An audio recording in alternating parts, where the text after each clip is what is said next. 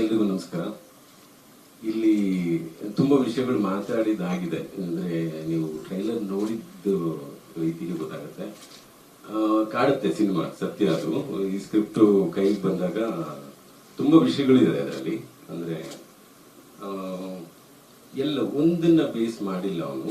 ಆ ಕಾರಣಕ್ಕೆ ಆ ಪ್ರದೇಶದಿಂದ ಬರೋ ಚಿತ್ರಗಳು ನಮಗೂ ಬೇಕಾಗಿದೆ.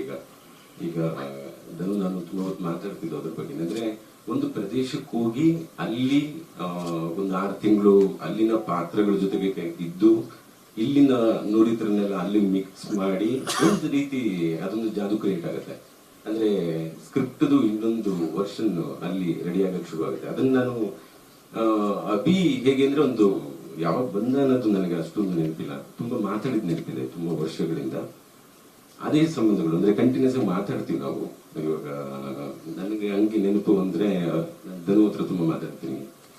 ಹಾಗೆ ಹಿಂದೆ ತುಂಬಾ ವಿಜಯ್ ಹತ್ರ ಮಾತಾಡ್ತಿದ್ದೆ ಅನ್ನೋ ತರ ಹೇಳೋದಾದ್ರೆ, ಇವರು ಹುಡುಗರು ಈ ಕ್ಯಾಟಗರಿಯವರು ಅಂತ ಹೇಳಕ್ಕಾಗಲ್ಲ. ಇನ್ನು ಅಸೋಸಿಯೇಟ್ ಅಥವಾ ರೈಟ್ರು ಅಥವಾ ಅದೆಲ್ಲಕ್ಕಿಂತ ಜೀವ.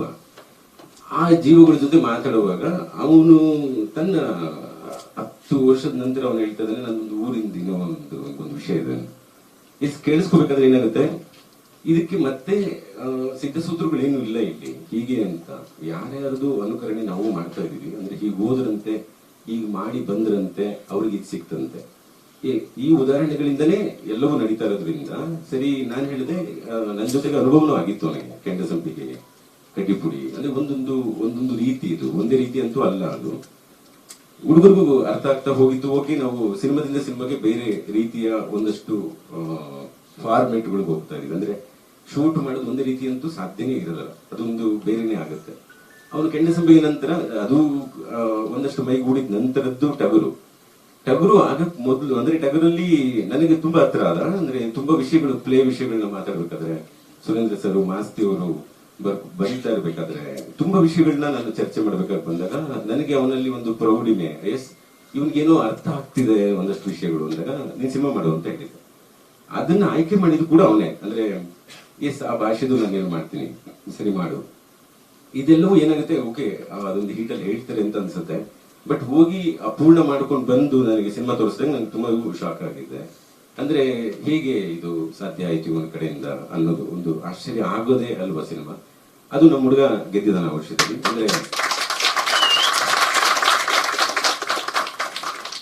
ಡೆಫಿನೆಟ್ ಆಗಿ ನಿಮ್ಮಗಳಿಗೆ ನಾವು ಇಲ್ಲಿರೋ ಎಲ್ಲ ಟೆಕ್ನಿಷಿಯನ್ ಅಂದ್ರೆ ಚರಂಡು ಸಾಮಾನ್ಯ ಅಲ್ಲ, ಅಥವಾ ಧನು ಸಾಮಾನ್ಯ ಅಲ್ಲ. ಅವನು ಪ್ರೊಡಕ್ಷನ್ ಇಳಿದಿದ್ದಾನೆ.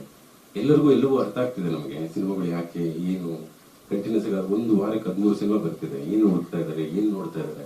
ಇದ್ರ ಮಧ್ಯೆ ಒಂದಷ್ಟು ಎಮೋಷನ್ಸ್ ಗಳಿಗೆ ಜಾಗ ಇದೆ. ನಮ್ದೇ ಆದ ಕನ್ನಡತನ ಇದೆ.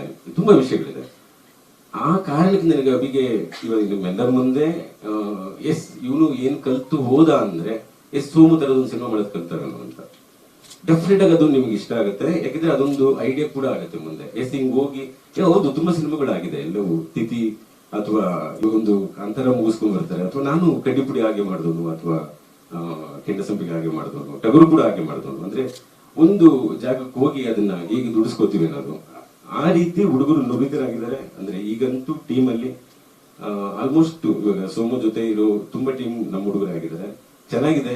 ನೀವೆಲ್ಲರೂ ಅದ್ರ ಜೊತೆ ಇನ್ನೊಂದಿದೆ. ಈಗ ಎಂತ ಚಾಲೆಂಜ್ ಇದೆ ಅಂದ್ರೆ, ಈಗ ನಮ್ಗಳದೇ ಸಿನಿಮಾ ಬರ್ತಿದೆ. ಓಕೆ, ಈಗ ನನ್ನ ಸಿನಿಮಾನೇ ಇದೆ. ಜಾಕಿ ರಿಲೀಸ್ಗೆ ರೆಡಿ ಇದೆ ಆ ದಿನ. ಓಕೆ, ಅದ್ರ ಜೊತೆಗೆ 6 ಸಿನಿಮಾ ಇದೆ. ಓಕೆ, ನೋಡಿ, ಎಲ್ಲವನ್ನೂ ನೋಡಿ ನಿಮ್ಗೆ ಯಾವ್ದು ಕ್ವಾಲಿಟಿ ಅನ್ಸುತ್ತೆ ಅದ್ರ ಕಡೆಗೆ ಜೈ ಅನ್ನಿ ಅಂತ ಹೇಳ್ತೀನಿ. Thank you.